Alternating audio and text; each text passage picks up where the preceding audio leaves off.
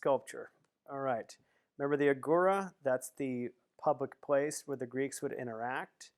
And that's the Greek city-state. The polis and the agora would be down here. The Acropolis or sacred space would be up here.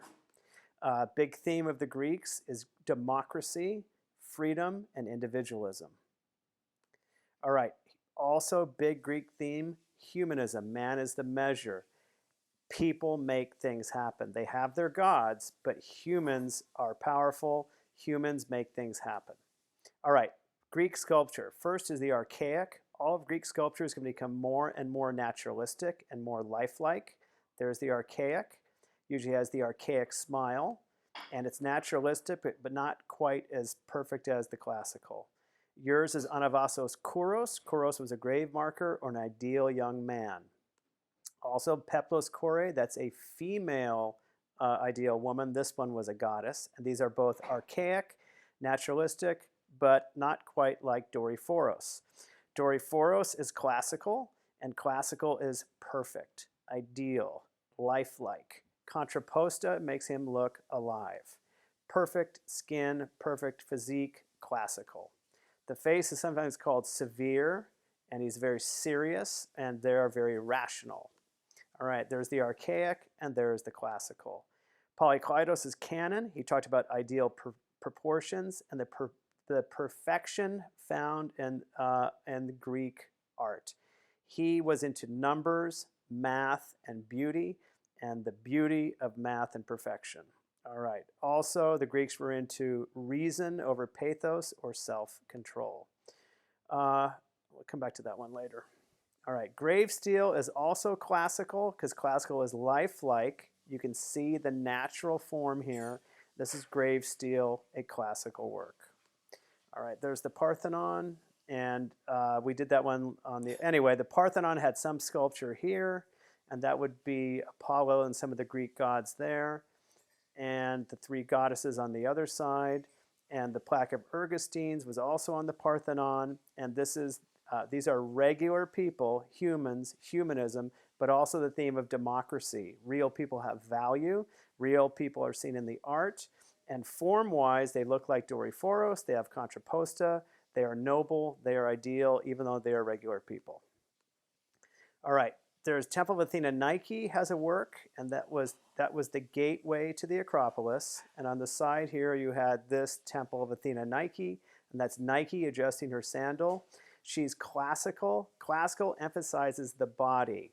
This confuses people because they think it's windy. It's not. The drapery emphasizes the body. The women would never be nude. The women will always have clothing. So that's Nike, and she is classical, and she's from the Parthenon.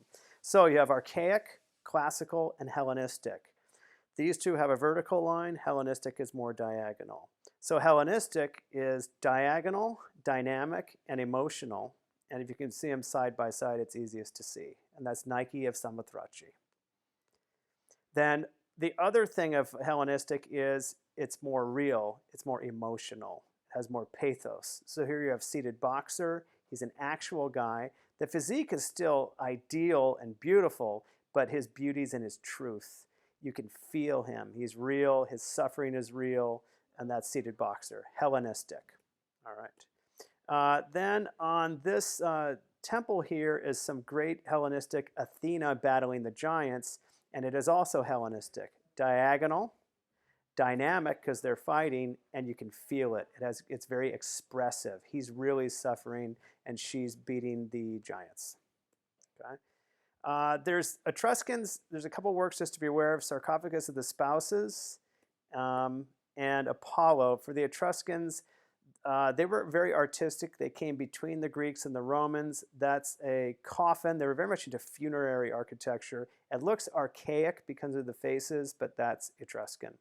And the other Etruscan sculpture is found on the roof of the temples. That's the big difference between the Greek temples and the Etruscan temples. But then we go to the Romans. The Romans, you have the Republic with senators, and you have a couple works. One is Head of a Roman Patrician.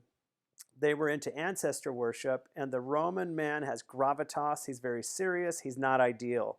He's not perfect skin like Doryphoros. He's a man of action, a man of gravitas. And so they want to show his wrinkles because it shows wisdom.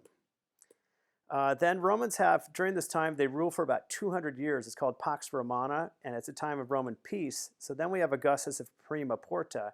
He was the first emperor, and this was the idea that of really propaganda, that he probably didn't look like this. This was something to make sure that he stayed in power, and so he looks a lot like Doryphoros on purpose.